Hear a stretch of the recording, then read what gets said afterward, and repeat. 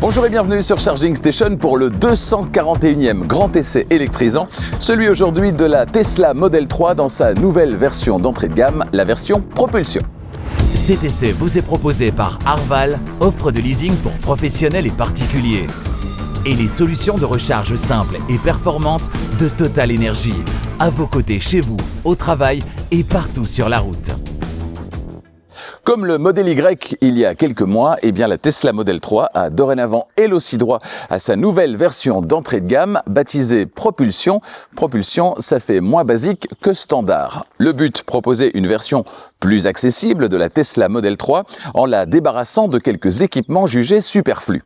Alors sur cette version, plus dépouillée, bye bye le cuir vegan intégral, l'écran à l'arrière, le système audio premium ou encore, entre autres, les jantes alu. Cette nouvelle Model 3 Propulsion, c'est l'électrique efficace, l'électrique sans chichi. Cela dit, attention, on n'est pas allé aussi loin dans le dépouillement qu'avec le Tesla Model Y Propulsion, puisqu'on a quand même ici conservé le toit vitré, voilà qui en réjouira plus d'un. Cela dit, à force de retirer des équipements, la question qu'on peut se poser, est-ce toujours une vraie Tesla Model 3 ?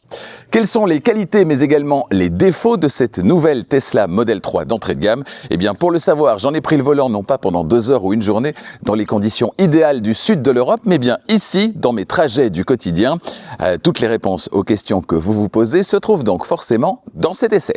Allez, avant de démarrer, vous ne l'avez pas encore fait, faites-le maintenant, abonnez-vous à Charging Station et n'oubliez pas d'activer la clochette des notifications pour être prévenu dès qu'une nouvelle vidéo électrisante est disponible. Cette semaine avec cette Tesla Model 3, on est dans l'électrique, je ne veux pas dire accessible à tous, mais plus accessible en tout cas. Eh bien ce sera le cas encore la semaine prochaine avec la version Evo, la nouvelle version, la version améliorée, remaniée chez BYD de l'Atto 3, un petit SUV sympathique et qui mène sa barque sans crier gare. Qu'en est-il de cette nouvelle version ? Quelles sont les améliorations apportées à ce BYD Atto 3 ? Eh bien, on le découvrira la semaine prochaine avec d'abord le premier trajet et ensuite le grand essai. Ne manquez pas ça. Ensuite, les essais du mois de mai. Et là, il y aura des bombes absolues, des voitures que vous attendez avec impatience. Je vous dresse la liste complète tout à l'heure et on parlera également des essais du mois de juin. À l'extérieur, la nouvelle version d'entrée de gamme de la Tesla Model 3 se remarque moins facilement que la version équivalente sur le Model Y et pour cause, sur la version premium de la Tesla Model 3, il n'y a pas, contrairement au Model Y, eh bien un bandeau lumineux entre les phares ou encore un bandeau rouge à l'arrière qu'on voit par réflexion. Ici, c'est plus sobre, même sur la version premium et donc à l'avant et à l'arrière sur cette version d'entrée de gamme, rien à signaler, pas de changement. De profil par contre, ce sont les enjoliveurs pleins qui vont trahir la version de cette voiture, des enjoliveurs pas très esthétiques je trouve, et malheureusement, comme pour le Model Y d'entrée de gamme, vous ne pourrez rien choisir d'autre en option, vous devrez donc aller dans les accessoires, et là forcément, ça va coûter plus cher. Et vous, que pensez-vous de la ligne et des enjoliveurs de cette nouvelle version de la Tesla Model 3 ? Eh bien, dites-le moi dans les commentaires. Et sous le capot, ça donne quoi ? Vieille expression, puisqu'évidemment sur cette voiture, sous le capot, il n'y a pas de moteur. Le moteur, il est situé à l'arrière. Cette version propulsion est donc une propulsion, l'a bien nommé. Moteur de 285 chevaux, plus ou moins, puisque Tesla ne communique pas sur la puissance de ses moteurs. 285 chevaux, ça veut dire que cette version d'entrée de gamme sera tout sauf anémique, d'autant plus que pour une voiture 100% électrique, elle est relativement légère, 1772 kg, 1772 kg sur la balance, voilà qui sur la route devrait donner de jolis résultats. On reparlera tout à l'heure de l'agrément de conduite quand on sera précisément sur la route. Et concernant la charge tractable, eh bien ce sera 1 tonne si la charge est freinée. Si la charge n'est pas freinée, ce sera la norme, 750 kg. La batterie qui sera chargée d'alimenter le moteur électrique, c'est une batterie à la chimie LFP sur cette version, lithium fer phosphate, batterie avec laquelle vous allez pouvoir recharger au quotidien à 100%, puisque chimie LFP, le tout en respectant toutefois les consignes du constructeur qui par exemple suggère eh bien, au moins une recharge à 100% par semaine.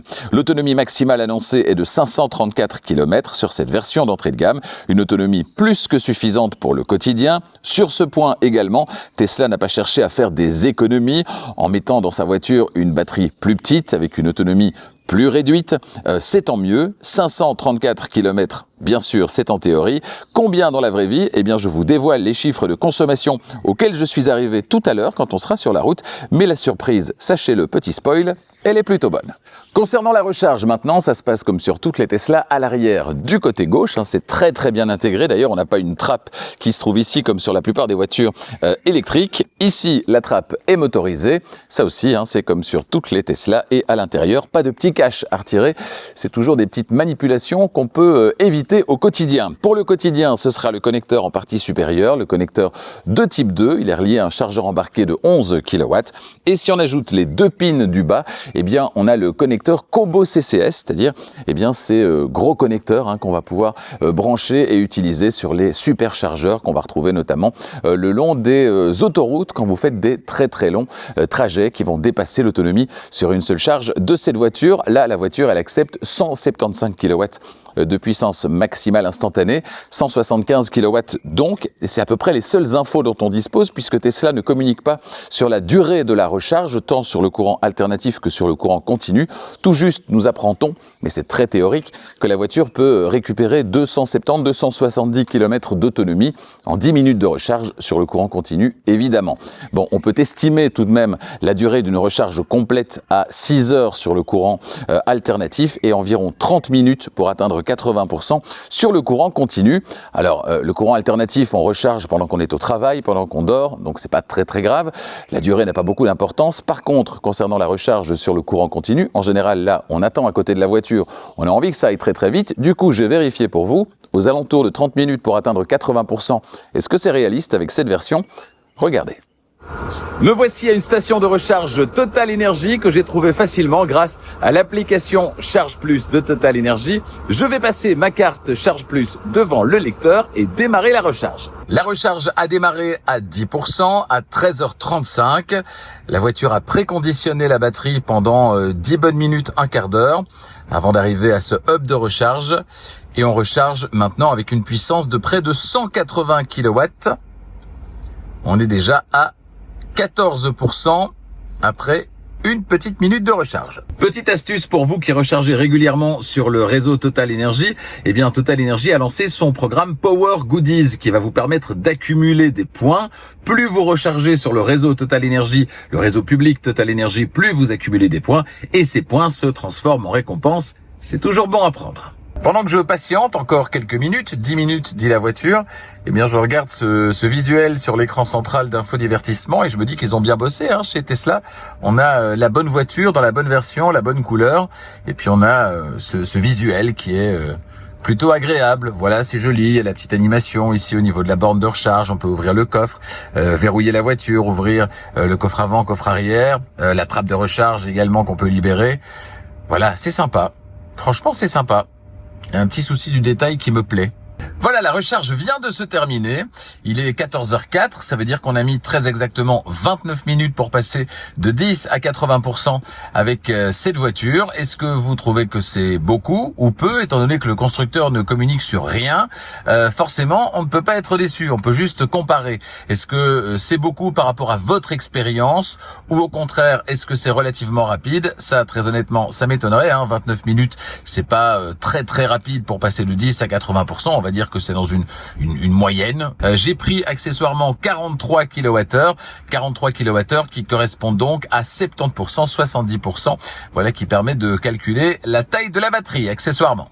L'ouverture du haillon, elle reste électrique sur cette version d'entrée de gamme de la Model 3. Le volume disponible en configuration 5 places, 594 litres, 594 litres.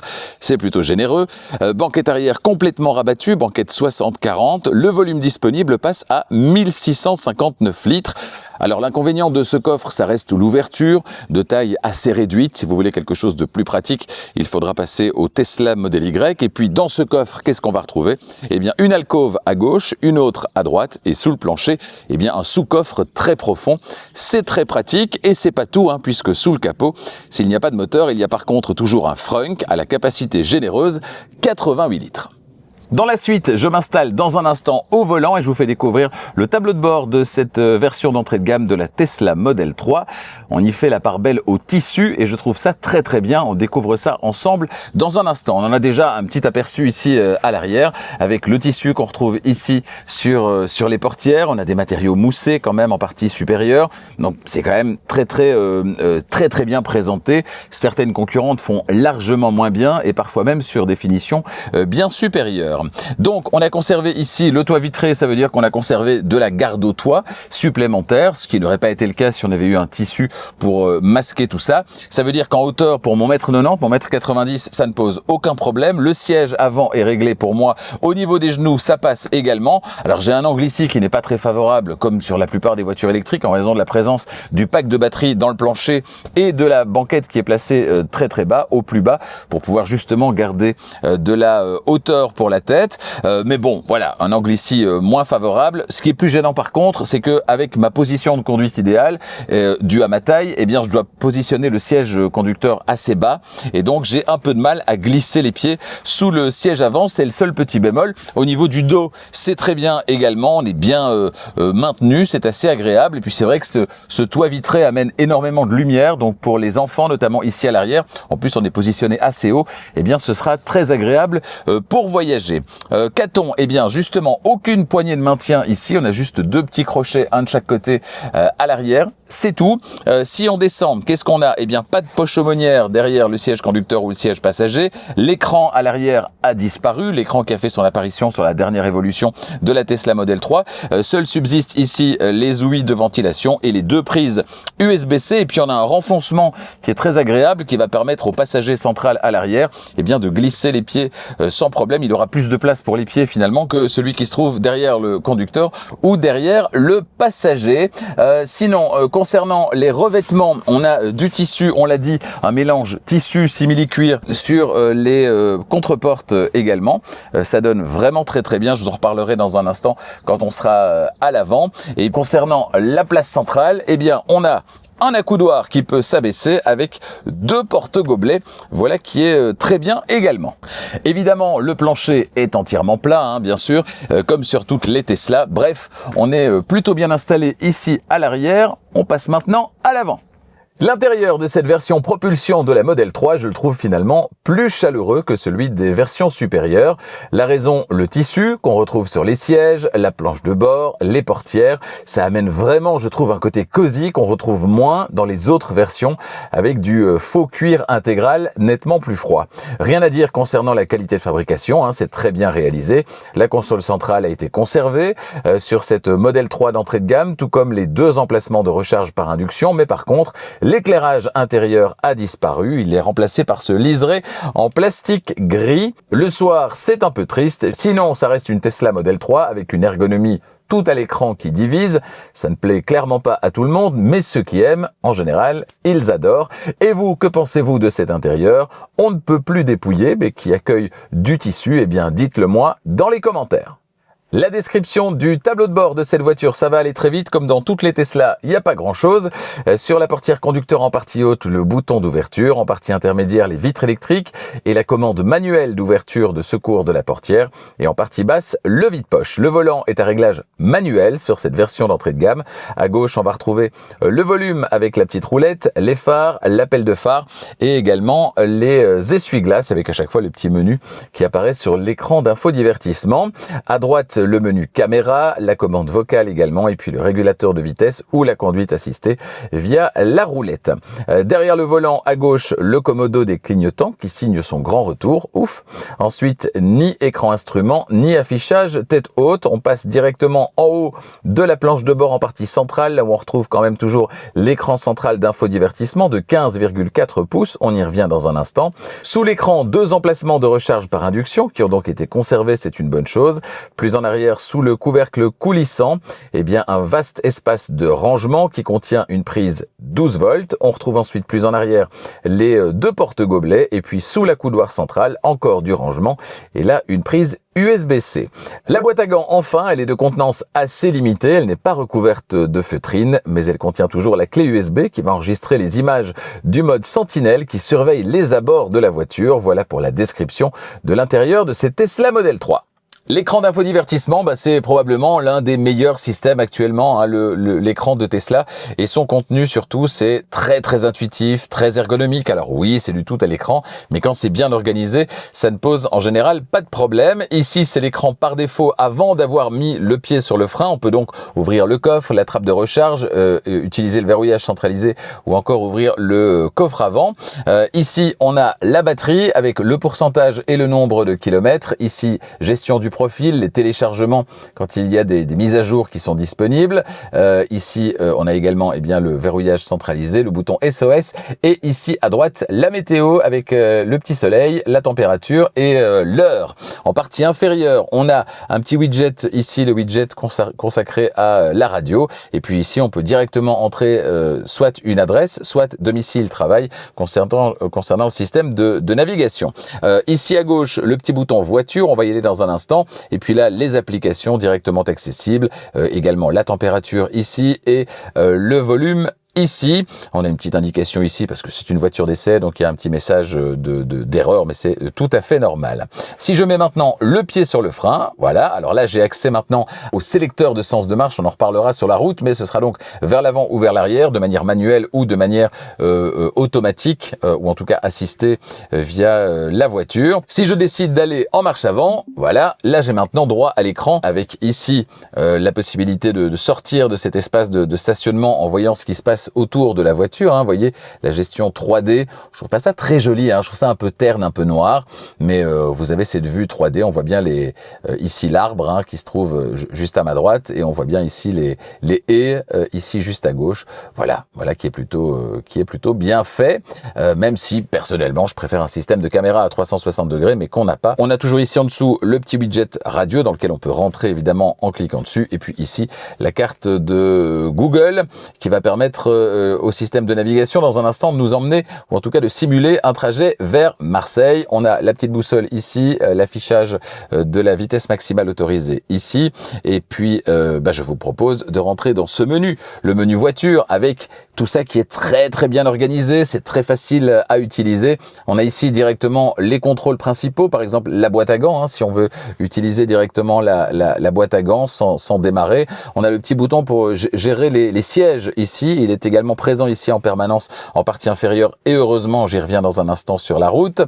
Ensuite, la dynamique de conduite au niveau des accélérations, la recharge, ici vous allez pouvoir planifier la recharge.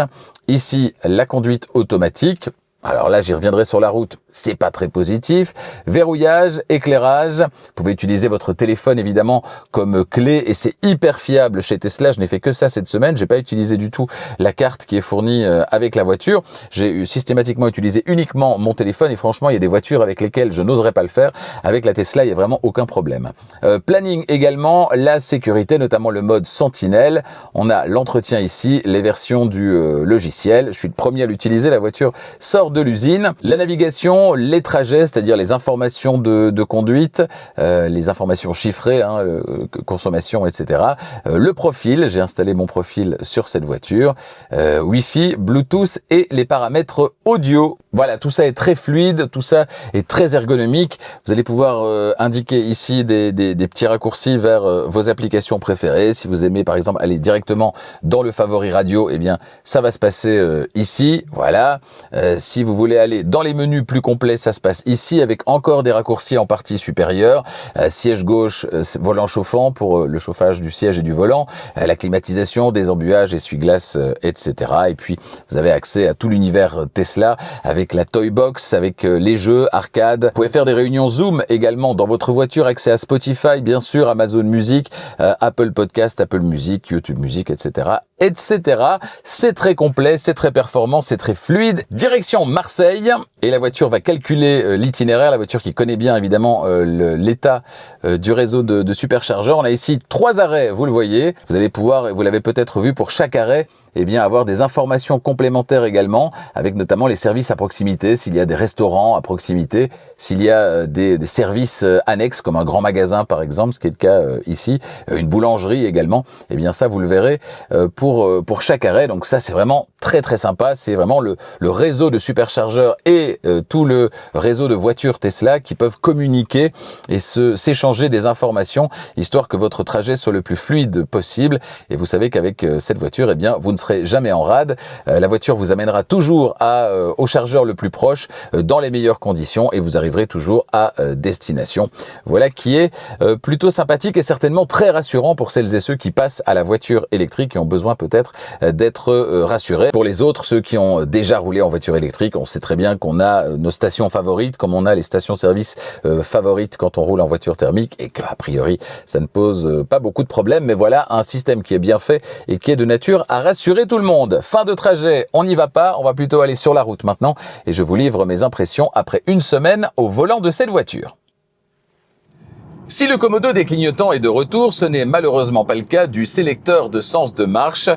Pour choisir D ou R, pied sur le frein, il faudra donc passer par l'écran d'infodivertissement. Et ouais, c'est pas la fin du monde, mais bon, rien tel qu'un commodo bien plus intuitif qu'on peut manipuler sans regarder, ce qui n'est pas le cas évidemment des commandes à l'écran. Alors gadget supplémentaire, la voiture peut deviner si elle doit aller en marche avant ou en marche arrière au démarrage, mais comme elle se plante de temps en temps, eh bien il faut quand même vérifier soi-même. C'est donc une aide qui n'en est pas vraiment une. J'ai donc désactivé cette fonction.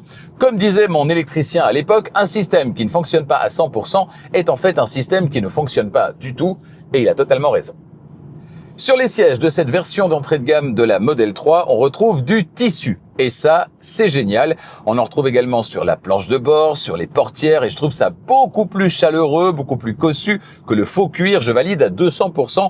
Je me demande d'ailleurs pourquoi ils ne le proposent pas en option sur les finitions supérieures, sur les versions supérieures, histoire de faire peut-être baisser un petit peu le prix, ce serait pas mal. Concernant les réglages, ils sont toujours électriques, mais vous devrez passer par l'écran. Pas de commande sur le côté extérieur de l'assise des sièges avant. La voiture propose toujours par contre de mémoriser ces réglages, après chaque manipulation, ça c'est malin. Les sièges avant sont toujours chauffants comme le volant, mais pas ventilés, et les sièges arrière ne sont plus chauffants sur cette version d'entrée de gamme. Les réglages permettent d'obtenir facilement une bonne position de conduite, une position plutôt à l'ancienne, plutôt à l'italienne, bref, une position de voiture à conduire et pas une position assise sur une chaise à laquelle on est trop habitué aujourd'hui avec les SUV. Les aides à la conduite, malheureusement, c'est un peu le caillou dans la chaussure de cette voiture. Il y a 3 niveaux d'aide, du simple régulateur de vitesse adaptatif avec assistance au maintien de cap, à la capacité de conduite entièrement autonome qui, elle, fait gonfler le prix de la voiture de près de 20%, en passant par la solution intermédiaire, l'autopilote amélioré, tout de même près de 4 000 €. Un conseil, contentez-vous de l'équipement de base. La conduite entièrement autonome, elle est autorisée aux Pays-Bas, mais dans aucun autre pays pour le moment en Europe, et certainement pas les pays francophones, et ça pourrait encore prendre du temps. Et puis ça fait gonfler le prix de 20%, ce qui est loin d'être anodin. Quant à l'autopilote amélioré, la solution intermédiaire, ça ne vaut pas son prix. Ce qu'il apporte par rapport à l'offre de base ne vaut pas près de 4 000 € de supplément. Et concernant le régulateur de vitesse adaptatif proposé de série, dès le moment où il se désactive à chaque changement de voie, franchement, c'est très pénible. Et donc, ça finit par ne plus être très utile et donc on finit par ne plus l'utiliser. Les systèmes concurrents sont bien plus efficaces que ce système Tesla qui s'est peut-être un petit peu reposé sur ses lauriers. C'est dommage. Je ne manquerai pas par contre d'essayer la conduite entièrement autonome aux Pays-Bas, certainement dans une prochaine vidéo. Comme avec l'Alpine A390, A390 essayé la semaine dernière, eh bien, le comportement routier et globalement l'agrément de conduite, c'est et ça reste l'un des points forts de la Model 3, même dans cette version dépouillée. Le centre de gravité très bas, le train avant précis, autorise un comportement joueur mais sain et sécurisant. La position de conduite combinée à la puissance disponible, qui reste très confortable, eh bien, invite à adopter une conduite dynamique qui file le sourire. Revers de la médaille, le confort, qui est plutôt ferme, mais jamais inconfortable, comme ça a pu l'être dans le passé. Le compromis, il est donc maintenant très convaincant. Pas grand-chose à dire concernant la gestion des bruits de roulement et aérodynamique dans cette voiture. C'est globalement bien maîtrisé. Je dis globalement parce que, voilà, on pourrait juste regretter quelques petits bruits au niveau des vitres, hein, sans encadrement, des petits sifflements parfois, en fonction d'où vient le vent et de l'intensité du vent. Mais globalement, c'est très bien. À aucun moment, en tout cas, ça ne m'a gêné cette semaine. Un mot concernant le système audio. Chez Tesla, pas de signature d'un grand nom de la hi-fi. Non, c'est toujours un système maison qui, dans cette proposition d'entrée de gamme, a perdu 2 haut-parleurs, mais le son reste très très bon. De quoi contenter, en tout cas, la plupart des utilisateurs, à l'exception peut-être, c'est vrai, des mélomanes avertis. 11,7 mètres, c'est le diamètre de braquage revendiqué par la Model 3, c'est beaucoup, et il est regrettable que l'absence de moteur à l'avant sur cette version propulsion ne permette pas d'obtenir un diamètre de braquage plus réduit. Comme je l'ai déjà dit durant mes autres essais de la Model 3, ce diamètre de braquage important de la Model 3, c'est dommage, mais c'est pas non plus rédhibitoire, on s'y fait. Un mot concernant le parking automatisé. Alors ça, je n'utilise jamais, normalement, sauf cette semaine avec cette Model 3. Comme elle réalise la manœuvre relativement rapidement et de manière précise, je l'ai utilisé plusieurs fois cette semaine pour me stationner notamment dans le parking sur mon lieu de travail. Et à chaque fois, elle a fait ça très très bien. Là non plus, rien à dire. Sur la Model 3, il n'est pas possible de faire varier la récupération d'énergie, ni via des palettes derrière le volant, ni même via le système d'infodivertissement. Ce sera donc la conduite à une pédale en permanence. Et moi, ça me va très bien parce que j'adore ça et que le système de Tesla est sans doute l'un des meilleurs, mais je peux comprendre que ce soit un problème pour celles et ceux qui aiment faire varier la récupération d'énergie au lever de pied de l'accélérateur en fonction des circonstances et qui ont l'habitude d'utiliser des palettes derrière le volant. Un mot concernant la pédale de frein. Le toucher de la pédale est toujours aussi convaincant. Les rares fois où vous poserez le pied dessus, le ressenti sera donc toujours très intuitif, très agréable. Oui, on est sur une entrée de gamme, mais on n'a pas non plus fait d'économie sur les phares qui sont toujours adaptatifs, c'est top. L'allumage est automatique, tout comme l'extinction d'une partie du faisceau quand c'est nécessaire, pour ne pas éblouir ceux que vous suivez ou ceux que vous croisez. Ça permet à la voiture de rester la plupart du temps en feu de route dans les zones qui sont mal ou pas éclairées, ce qui est un vrai plus pour la sécurité. Franchement, c'est top d'avoir gardé cette fonction, cet équipement sur cette version d'entrée de gamme, d'autant que ça fonctionne très bien. Ce qui n'a pas toujours été le cas dans le passé, mais cette semaine, franchement, très honnêtement, rien à signaler. L'autonomie théorique de cette voiture avant de se retrouver à l'extérieur dans un instant pour parler du prix de cette voiture et pour la conclusion de cet essai. Alors l'autonomie théorique, c'est donc 534 km en cycle mixte, norme WLTP. J'ai opté la plupart du temps pour une conduite tranquille tout en conduisant de temps à autre de manière plus dynamique. Et cette semaine, il a fait entre 2 et 20 degrés au thermomètre sur l'ensemble de cette semaine. J'ai parcouru au total plus de 600 km avec au moins 2 trajets par jour de 50 km, mes trajets domicile-travail du quotidien, avec à chaque fois une remise à température du véhicule qui dort dehors chez moi et dans un garage fermé sur mon lieu de travail. Je le précise à chaque fois, pourquoi ? Parce que ce ne sont pas 600 km parcourus d'une seule traite, mais 600 km fractionnés. Et le matin, notamment, quand je sortais de chez moi cette semaine et qu'il faisait 2 degrés, la voiture devait systématiquement se remettre à température, ce qui va engendrer une surconsommation. Donc c'est pas du tout la même chose qu'un seul trajet de 600 km. Des trajets domicile-travail qui se font majoritairement sur autoroute, en ce qui me concerne, je vous le rappelle, c'est important. Et en tenant compte de tous ces paramètres, je suis arrivé à une consommation moyenne de 13,5 kWh au 100. C'est 10 kWh au 100 de moins qu'avec l'Alpine A390, A390 essayé la semaine dernière, quand même. Cette valeur, elle va m'autoriser jusqu'à 450 km réels sur une seule charge, une charge de 100 à 0% dans les conditions de parcours et météo de cette semaine. C'est franchement très confortable, certainement pour une version dite d'entrée de gamme. Les prix, les voici à présent pour la Belgique, la France et la Suisse. 36 990, 36 990 en euros ou en francs suisses, c'est le même prix partout, c'est facile. Sur cette voiture d'essai, on a une seule option qui est le gris foncé, la peinture métallisée, facturée 1300 € en Belgique et en France, 1300 francs en Suisse. Le gris est une peinture avec supplément, tout comme le noir. Par contre, le blanc est la couleur de série. D'autres options sont disponibles sur cette voiture. Elles ne sont pas très nombreuses. On a le crochet d'attelage, 1350 € en Belgique et en France, 1350 francs suisses. L'autopilote amélioré, 3800 € en Belgique et en France, 3700 francs en Suisse. Et puis la capacité de conduite entièrement autonome, 7500 € en Belgique et en France, 7300 francs en Suisse. Prix total de cette voiture d'essai en Belgique, 38 290 €, 38 290 €. Et là vous dites, ça ne fait pas le prix de base plus la peinture métallisée. Eh bien oui, en plus des 1300 € de la peinture grise, il y a 990 €, 990 € de frais de dossier et d'immatriculation et puis 10 € de frais de recyclage qui apparaissent comme par magie dans le total final. Un peu limite, mais Tesla n'est pas le seul constructeur à le faire. Vous voulez vous aussi configurer votre Tesla Model 3 idéal? Eh bien, pour ce faire, rendez-vous sur tesla.com.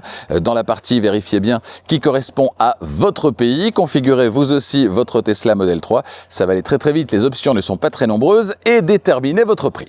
Toujours concernant le prix, Arval, partenaire de Charging Station, vous propose des solutions de location longue durée, de leasing pour les entreprises, mais également pour les particuliers. Alors, deux avantages principaux concernant le leasing. D'abord, c'est la valeur résiduelle. Combien vaudra cette voiture dans 3 ans, 4 ans ou 5 ans?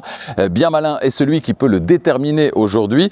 Eh bien, avec la formule de leasing, ce n'est pas vous qui prenez le risque de la valeur résiduelle, de combien vaudra la voiture à la fin du contrat. C'est la société de leasing. Vous n'avez à vous soucier de rien, vous payez vos mensualités et à la fin du contrat, vous rendez la voiture et les clés ou la carte, en l'occurrence ici, et c'est tout. Et puis deuxième avantage, c'est une formule tout compris. Vous payez tous les mois, du premier au dernier mois, le même montant. Tout ce que vous avez à ajouter, c'est du carburant, en l'occurrence ici de l'électricité. Pour le reste, tout est inclus, mise à disposition de la voiture et tous les frais qui gravitent autour, comme le remplacement des pneus, l'entretien, les taxes, etc., etc. Vous ne vous souciez de rien, c'est une formule sans souci, sans tracas. Pour demander une offre qui n'engage à rien, rendez-vous dès maintenant sur le site internet d'Arval qui correspond à votre pays. Oui, sans aucun doute, en conclusion, cette nouvelle version d'entrée de gamme, cette nouvelle porte d'entrée à l'électrique de chez Tesla est une très bonne proposition. Si vous passez à l'électrique avec cette voiture, vous ne faites dans aucun cas un mauvais choix. Elle est efficiente, agréable à conduire, globalement très cohérente et l'écosystème qui l'entoure avec l'app Tesla et le réseau de superchargeurs sont des éléments qui rassureront certainement ceux qui découvrent l'électrique. Et puis cette version d'entrée de gamme est solidement moins chère tout en conservant un niveau d'équipement que beaucoup de concurrentes atteignent en imposant des options parfois coûteuses. Mais évidemment, tout n'est pas parfait. Son plus gros défaut, ce sont les aides à la conduite, vraiment pas intuitives, pas très agréables à utiliser, pas très performantes. Le régulateur de vitesse adaptatif qui se coupe quand vous changez de bande, ça vous donne juste envie de ne plus l'utiliser. Le confort pourra diviser également. La relative fermeté de la suspension, c'est bien pour le comportement, mais même si c'est moins ferme qu'avant, on est loin d'être dans un salon. Essayez-la vous-même, histoire de vous faire votre propre opinion. Définitivement, la Tesla Model 3 n'est toujours pas une voiture parfaite, mais il n'y a pas de voiture parfaite. C'est par contre une proposition extrêmement solide, extrêmement rationnelle, avec beaucoup de qualité. Clairement, la Tesla Model 3 et Tesla en général n'a pas dit son dernier mot. Merci beaucoup une fois de plus d'avoir suivi cette vidéo, ce grand essai électrisant. On se retrouve la semaine prochaine, dans quelques jours, avec le premier trajet et ensuite le grand essai de l'essai suivant. Ce sera le 242e grand essai sur Charging Station, celui de l'évolution. La version s'appelle d'ailleurs Evo, de la BYD Atto 3. Ça, c'est pour le dernier essai du mois d'avril. En mai et en juin, beaucoup d'essais électrisants. Je vous en parlais tout à l'heure au début de la vidéo.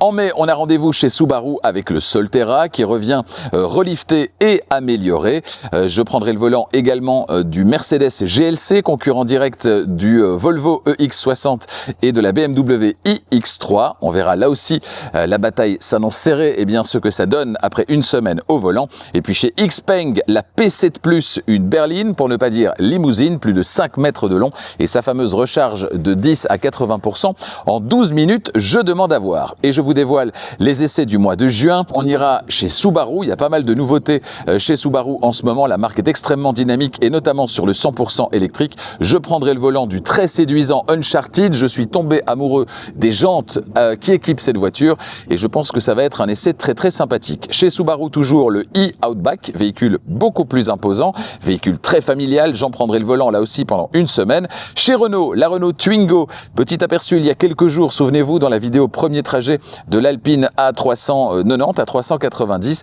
Et bien là, ça y est, j'en prendrai le volant pendant une semaine. Future Star, évidemment. Et puis on retournera chez Mercedes. Après le GLC, ce sera la GLB. Mercedes GLB, là aussi, de nouvelle génération. On verra ce que ça donne après une semaine à son volant. Merci Merci de votre fidélité incroyable à Charging Station. Si vous n'êtes pas encore abonné, eh bien abonnez-vous et n'oubliez pas d'activer la clochette des notifications pour être prévenu dès qu'une nouvelle vidéo électrisante est disponible. Et vous l'avez vu, il y en aura beaucoup dans les prochaines semaines. Si vous avez aimé cette vidéo, n'hésitez pas à mettre un petit pouce, n'hésitez pas à la partager également. Au nom de toute l'équipe, merci d'être là, merci de votre fidélité et à bientôt.